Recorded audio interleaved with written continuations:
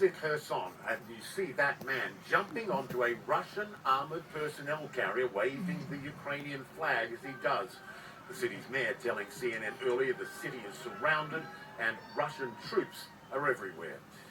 And indeed, Russian troops have made inroads on a number of fronts from practically all sides, and we're learning that parts of a Ukrainian tank factory about 85 miles west of Kiev has been levelled after Russian military strikes at the complex. The area has seen intense shelling in recent days. Now, all of that comes as the temporary ceasefire in parts of eastern Ukraine to let civilians get to safety is now on hold after allegations Russian fighters violated the terms of that ceasefire and started shelling again. Russia blaming Ukraine. And while speaking to a group of employees from the Russian airline Aeroflot, an ominous threat from Russian President Vladimir Putin. Much of what is happening and what we are seeing right now is, of course, a way of fighting Russia and the sanctions being introduced. They are equivalent to a declaration of war now. Thank God this hasn't happened yet. Ukrainians who've survived a week of heavy bombardment in the northern city of Irpin are finally able to flee. The evacuees' route, a difficult one, with many having to travel by foot over a damaged bridge and other obstacles in that war-torn city. As CNN's Clarissa Ward reports, many of the evacuees visibly shaken, carrying only a few belongings and the unbearable weight of an uncertain future.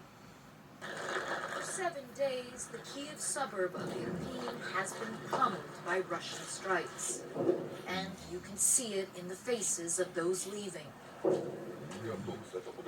Exhaustion, fear, and gratitude to the soldiers helping them flee. This bridge was downed by the Ukrainians to prevent Russian forces from getting into the city center. Now it's yet another hurdle people must cross. There has been a steady barrage of artillery since we got here just over an hour ago, and a never-ending stream of people just desperately trying to cross to safety. Natalia tells us she was injured just a couple of hours earlier. We tried to get some stuff out of our apartment, she says, and a shell or something hit, and I got hit by shrapnel. Still in shock, she dismisses the pain and walks away unaided. Others need more assistance. Soldiers carry a makeshift stretcher to ferry an elderly woman to safety. President Putin has said his army is not targeting civilians. But the exodus from Irpin tells a different story. Everyone steps in where they can, including us. An elderly woman calls out for help, clearly confused by the chaotic situation. Take one of her bags. So people are obviously incredibly affected by this situation. They're frightened, they're exhausted, they're on edge. They leave behind whatever they cannot carry. No sense of when they will return. A woman approaches, completely overcome. She said, I'm afraid.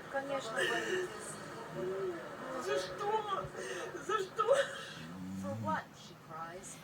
For what? This is just one suburb in one city has felt the wrath of Russia's onslaught. Artillery, missiles, fighter jets. The planes were flying and I just covered my ears, Olga Kudlai tells us. She's saying that now she doesn't even know where she's going to go next. She has lived in Irpin for 45 years. It was so beautiful, and now it's destroyed, she says. What are they trying to achieve? To bring us to our knees? But against all odds, 10 days into this war, Ukraine is still standing. A woman waits to be evacuated, trembling, resilient. We will overcome everything, she says. For the people of Irpin, the journey is just beginning. They're loaded onto buses to the train station. From there, they don't know where they will go. Clarissa Ward, CNN, Irpin.